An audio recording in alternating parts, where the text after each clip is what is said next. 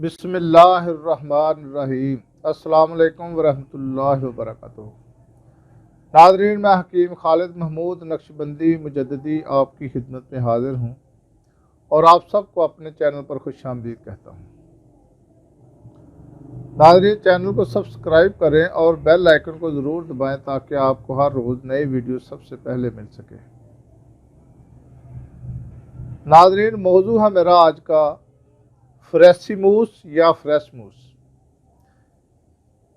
ये होता ये है कि आदमी हम बिस्तरी या जुमा या मुबाशरत करने के बाद भी इंतशार में कमी नहीं आती। इंतशार जो है वो बरकरार रहता है, अज़ूवे तनासल में तनाव रहता है। तो ये एक बीमारी है। इसकी 4 इकसाम है जो मैं 3 इकसाम की पहले वीडियो बना चुका हूँ। आज जो वीडियो है वो है चौथी किस्म है। पहले जो 1 नंबर थी वो थी गर्मी और खून की ज़्यादती। दूसरी जो थी वो थी तर्के जुमा या मुगल्लज़ और मुअल्लद अद्वियात का कसरत से इस्तेमाल करना। और तीसरी वजह थी बलगम की ज़्यादती। और जो आज का मौजू है ये है रिया गलीज़ का कज़ीब की वरीदों में जमा हो जाना। अज़ूवे तनासल की जो वरीदें हैं वहाँ पे जो गलीज़ रिया है वो जमा जब हो जाती है तो उस सूरत में भी तनाव में कमी नहीं आती। तो ये एक बीमारी है। तो इसका जो इलाज है ये बर वक़्त कराना चाहिए, वरना ज़्यादा इसके ख़तरनाक नताइज जो है ना वो सामने आते हैं, जिससे आदमी काफ़ी पछतावे के अलावा कुछ हासिल नहीं होता। तो बीमारी कोई भी हो उसको फ़ौरन पकड़ना चाहिए। तो किसी भी तबीब से आप इसके बारे में इलाज कराएं। तो मैं कोशिश करूंगा कि आपको 1 या 2 नुस्खे बताऊं, लेकिन इसका जो प्रॉपर इलाज है वो किसी तबीब की निगरानी में ही कराना चाहिए। अगर तो थोड़ा मसला हो तो फिर ये हमारा जो 1-2 नुस्खे होते हैं वो काम करते हैं।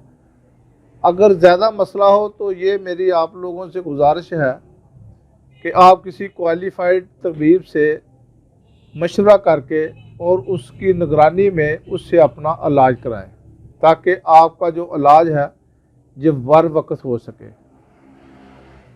तो ये इसकी जो वजूहात हैं, जो इसका असबाब है वो ये है कि अज़रार बंद हमेशा कस कर बांधना। जो बेल्ट वगैरह हम बांधते हैं या नाड़ा वगैरह जो सलवार में होता है, इसको अगर हम बहुत ज़्यादा कस कर बांधेंगे तो इसकी एक वजह ये भी हो सकती है।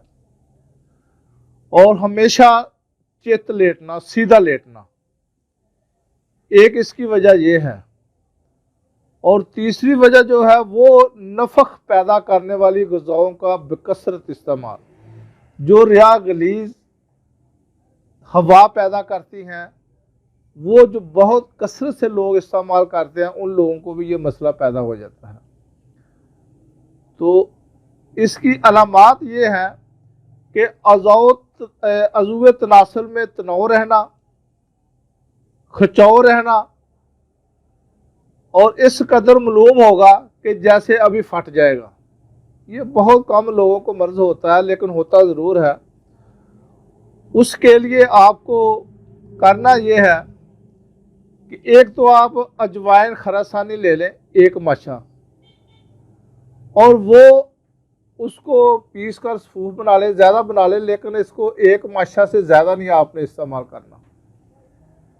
अतरीफ़ल सगीर ये किसी भी आप कंपनी का बाज़ार से ख़रीद लें और उसमें 1 तोला या 1 तोला अतरीफ़ल सगीर ले लें और 1 माशा अजवाइन खुरासानी ले लें।